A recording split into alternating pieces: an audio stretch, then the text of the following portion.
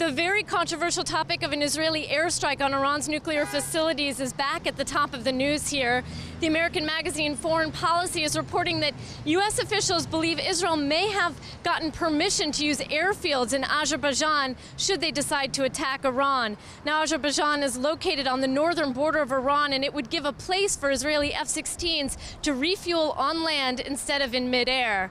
Now, Israeli officials are not commenting on the story, but officials in Azerbaijan are calling it groundless and absurd.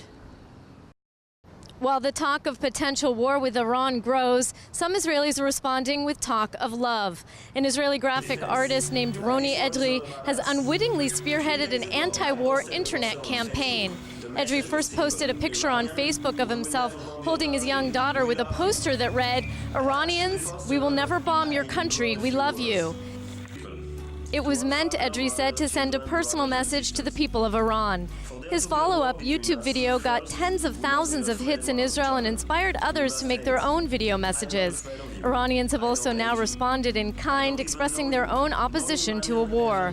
The Israeli anti-war campaign is unlikely to affect the political decision makers, but it is at least showing a side of Israel that contradicts the propaganda spread by the Iranian regime, one that portrays Israel as a belligerent and hateful country.